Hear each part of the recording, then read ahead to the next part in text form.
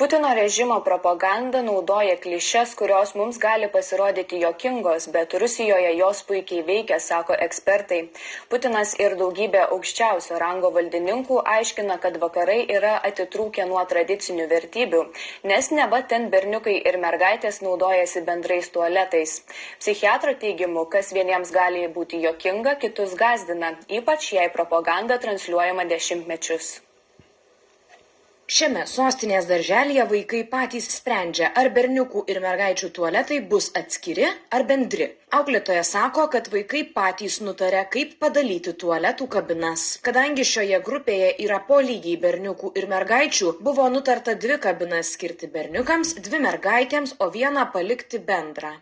Mes turime bendrus susitarimus, kuriuos aptarėme rudenį su vaikais pirmiausiai, paskui aptarėm su tėveliais, todėl kažkokių nesutarimų ar kažkokių tai pykčių tikrai pas mus nėra.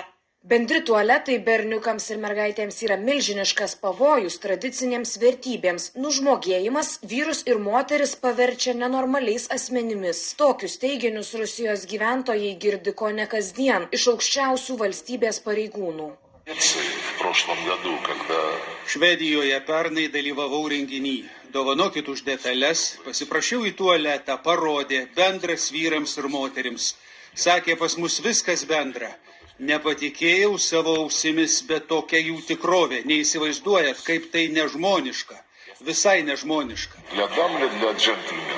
Все больше и больше желающих вернуться на родину из тех, кто уехал. Daugėja norinčių grįžti į tėvynę, nes ten sunku auginti vaikus tomis sąlygomis tose vakarų valstybėse. Na, atleiskit, bendri tualetai berniukams ir mergaitėms, jiems tai kasdienybė. Labai sunku taip gyventi mūsų žmonėms, kurių normalios tradicinės vertybės. Tie, kurie su ginklu rankose kovojo Donbase, puikiai žino už ką. Jie matė ukrainiečių mokyklose tualetus berniukams, mergaitėms ir dar 3 lyčiai neutralius. Tad ar dar reikia aiškinti, kokias vertybės mes giname? Ekspertai sako, tokie postringavimai gali kelti šypseną, tačiau propagandos sąlygomis tai veikia. Tikslas yra surasti temas, kurios ženkliai sunervintų tam tikrą piliečių grupę. Ne? Tai pasirenkama šitą temą, kad siekiama tada tai dramatizuoti, ne? Kad štai čia Europos Sąjungai vyksta tokie blogi dalykai, žlugdomos tradicinės vertybės. Na, iš esmės tai yra tiesiog propagandinės temos, tačiau dalį žmonių tai gali surezonuoti. Jų tikslas yra sunervinti žmonės.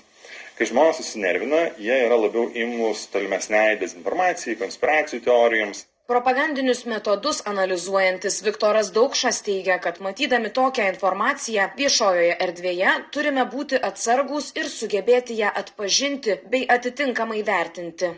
Kitas toks labai žmogiškas dalykas yra, kad jeigu kažkas labai stipriai sunervina ir sukelia didelės emocijas, nereikėtų pagalvoti, šiek tiek atsitraukti ir pagalvoti, o kodėl mane tai taip sunervino ir kieno tikslas, kam būtų naudinga taip mane sunervinti. Ne? Tai ką siekia padaryti Kremlius, jie bando pasiimti tą tokią vėliavą ir sakyti, kad jie čia gina tradicinės vertybės. Vaikų psichologas Linas Slušnys sako, bendri berniukų ir mergaičių tualetai neturi nieko bendro su vaikų raida, tuo labiau ir su lytinės tapatybės samprata. Prie bendrų tualetų esame įpratę viešosiose erdvėse, be to ir namuose visi naudojamės vienu tualetu.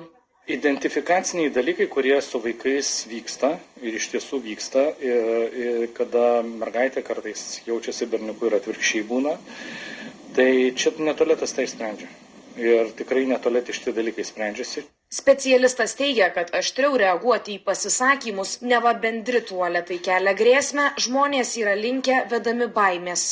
Nepamirškime vieno dalyko, kad tie tualetai, kuriuos mes žinome, kur sakau, linijiniu būdu visi šlapinasi ir tupi ir viens kitą mato, tie tualetai, man atrodo, Lietuvoje praktiškai yra išnykę. Nežinau, gal dar yra, bet jau maksimum pertvaros yra. Tai ką tai reiškia? Tai reiškia, vis tik jau tos erdvės atskirtos.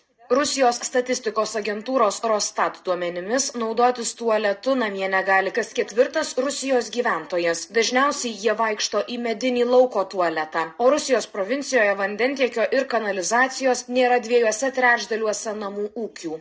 Reporterė Aušra Maskeliūnaitė.